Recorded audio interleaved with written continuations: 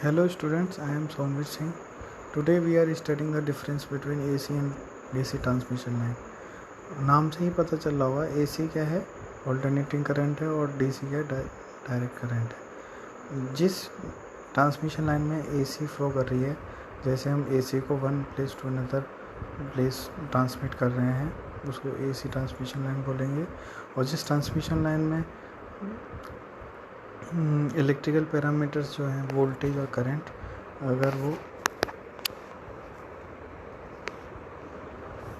अगर वो डीसी में है, तो अगर डीसी में है तो उस ट्रांसमिशन लाइन को हम क्या बोलेंगे, डीसी ट्रांसमिशन लाइन. पहले हमने क्या पढ़ा था, लेआउट ऑफ ट्रांसमिशन लाइन, पिछले वीडियोस में. उसमें क्या था, जनरेटिंग स्टेशन में 11 kV जनरेट हो रहा था, उसको हम power step up power transformer की हेल्प से 11 को 132 kV कर रहे थे. फिर फर्दर रिसीविंग सब स्टेशन पे 132 kV स्टेप डाउन हो रहा था 33 kV में. देन फर्दर सब स्टेशन पे जाके 33 kV 11 kV में कन्वर्ट हो रहा था स्टेप डाउन ट्रांसफार्मर की हेल्प से. फिर फर्दर 11 kV डिस्ट्रीब्यूशन ट्रांसफार्मर की हेल्प से 440 वोल्ट जनरेट कर रहा था, वो फर्दर डिस्ट्रीब्यूट हो रहा था कंज्यूमर्स में. अब ये डिपेंड करता है कि कंज्यूमर किस टाइप का था. अगर कमर्शियल पर्पस के लिए अगर वो लेना चाह रहा था इलेक्ट्रिसिटी, तो उसको 3 फेज सप्लाई दी जा रही थी, और नॉर्मल हाउस होल्ड के लिए उसको सिंगल फेज सप्लाई दी जा रही थी, वो 230 वोल्ट था. और यहाँ पे प्राइमरी ट्रांसमिशन था बिटवीन 132 kV. सेकेंडरी ट्रांसमिशन था 33 kV को लेके 33 kV में स्टेप डाउन 11 kV तक. प्राइमरी डिस्ट्रीब्यूशन था 11 kV और 11 kV के बीच में, और सेकेंडरी डिस्ट्रीब्यूशन था 440 के बाद का. ठीक है. ये तो था AC ट्रांसमिशन. ठीक है. अब DC ट्रांसमिशन में क्या होता है, देखो, जो जनरेशन जो हो रहा है पावर प्लांट में, वो तो AC ही हो रहा है. ठीक है. फिर उसको अगर हम DC में उसको ट्रांसमिट करना है, तो पहले हम क्या करेंगे, AC को कन्वर्ट करेंगे DC में. तो इसमें हम क्या कर रहे हैं, AC जनरेट हुआ, उसको हमने रेक्टिफायर की हेल्प से क्या किया, DC में कन्वर्ट किया. फिर इसको क्या किया, ट्रांसमिट कर दिया. ठीक है. ट्रांसमिट कर दिया. फिर जो रिसीविंग सब स्टेशन होगा, वहाँ पे हमें DC मिलेगा. फिर हमें फर्दर उसको क्या करना पड़ेगा, AC में कन्वर्ट करना पड़ेगा, और ये फिर फर्दर हमारी डिस्ट्रीब्यूट हो जाएगी कंज्यूमर के बीच में. देखिए, सब पावर प्लांट पे क्या था, AC जनरेट हुआ, और हम जो कंज्यूम जो करेंगे वो भी AC करेंगे. पर जो बीच का जो ट्रांसमिशन था, उसमें हमने क्या किया, AC को कन्वर्ट करके DC में कर दिया, और DC को ट्रांसमिट किया one place to another place. अब देखिए, क्लासिफिकेशन ऑफ ट्रांसमिशन लाइन हमारी लेंथ के अकॉर्डिंग भी होती है. लेंथ के अकॉर्डिंग ये तीन में डिवाइड रहती है. शॉर्ट ट्रांसमिशन लाइन जिसकी लेंथ ट्रांसमिशन लाइन की लेस देन 80 किलोमीटर्स है. मीडियम ट्रांसमिशन लाइन जिसकी लेंथ 80 किलोमीटर से 160 किलोमीटर तक है. इसमें 200 गलत दे रखा है, किसी बुक में 160, ज़्यादातर बुक में 160 किलोमीटर रहता है.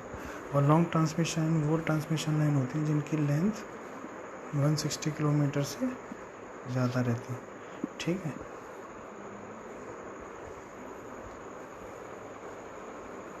देखो, मेन कंपोनेंट्स क्या रहते हैं किसी भी ट्रांसमिशन लाइन के, सपोर्टिंग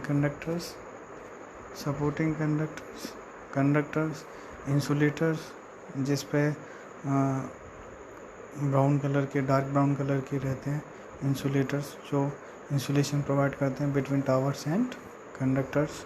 क्रॉस आर्म्स रहती हैं, ठीक है, जो बाहर की तरफ निकली रहती हैं. क्लैंप्स रहते हैं, फ्यूजेस रहते हैं, इंसुलेटिंग स्विचेस रहते हैं. फेस प्लेट्स रहती हैं जिसमें इंडिकेट करते हैं कि ये फेस R है, ये Y है, ये B है. ये मेन कंपोनेंट्स रहते हैं. ठीक है. वो फिर बाद में हम फर्दर पढ़ेंगे. अब पढ़ते हैं comparison chart between the AC and DC. ठीक है. देखो, डेफिनेशन क्या है, जिसमें AC ट्रांसमिट हो रही है उसको AC ट्रांसमिशन लाइन बोलेंगे, जिसमें DC ट्रांसमिट हो रही है उसको DC ट्रांसमिशन लाइन बोलेंगे। ठीक है, ये तो उनकी डेफिनेशन हो गई। फिर further number of conductors, number of conductors कितने यूज़ होते हैं। देखो AC में हमने पढ़ा है कि R/B 3 फेस होते हैं तो मिनिमम 3 कंडक्टर्स यूज़ होंगे। ठीक है, R/B सेपरेटली होंगे तीनों के लिए। और DC में क्या होता है, 2 टर्मिनल होते हैं, एक पॉजिटिव होता है एक नेगेटिव होता है। आपने बैटरीज में भी देखा होगा 2 टर्मिनल होते हैं, एक पॉजिटिव और एक नेगेटिव। तो इसमें कितने वायर की ज़रूरत पड़ेगी, 2 वायर की ज़रूरत पड़ेगी। इंडक्टेंस एंड सर्जेस, AC है तो AC में इंडक्टेंस होगा, DC में इंडक्टेंस नहीं होता। वोल्टेज ड्रॉप क्या होता है, इसमें हाई होता है इसमें लो होता है। स्किन इफेक्ट, देखो स्किन इफेक्ट AC में देखने को मिलता है पर DC में नहीं मिलता है।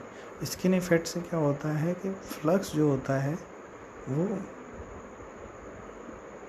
इनर कंडक्टर्स में ज़्यादा होता है, उसकी वजह से इंडक्टेंस में ज़्यादा होता है। तो वहाँ पे इंडक्टेंस ज़्यादा होगा तो वहाँ पे करंट फ्लो नहीं करेगी, तो मैक्सिमम जो करंट फ्लो करेगी वो हमारी आउटर सरफेस पे होगी। और बोलते भी हैं जो AC जो फ्लो करती है वो आउटर सरफेस में फ्लो करती है ड्यू टू स्किन इफेक्ट। तो स्किन इफेक्ट हमें AC में देखने को मिलेगा, DC में नहीं मिलेगा। इंसुलेशन हमें ज़्यादा लगेगा AC केस में, क्योंकि जो हमारी करंट फ्लो करेगी वो सरफेस पे फ्लो करेगी, तो हमें इंसुलेशन ज़्यादा चाहिए होगा कंपेयर टू DC।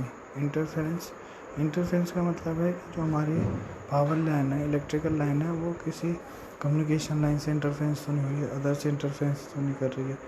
तो इंटरफेरेंस आपका AC में देखने को मिलता है, DC में नहीं मिलता है। क्योंकि AC में इस वजह से मिलता है क्योंकि इसमें चेंज इन फ्लक्स होता है, और चेंज इन फ्लक्स की वजह से वो किसी दूसरे लाइंस को कट करता है, तो वहाँ पे एक इंटरफेरेंस प्रोड्यूस करता है, उसको इफेक्ट डालता है।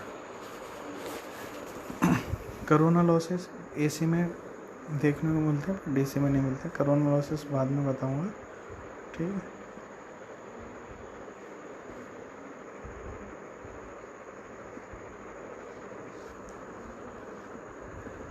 और डाइलेक्ट्रिक लॉसेस AC में मिलते हैं, DC में नहीं मिलते हैं। सिंक्रोनाइजेशन स्टेबिलिटी प्रॉब्लम, इसमें कोई डिफ़िकल्टीज नहीं है AC में, और उसमें बहुत डिफ़िकल्टी है DC में। ये बाद में एक टॉपिक आएगा उसमें पढ़ाया जाएगा। अब आ जाते हैं कॉस्ट पर।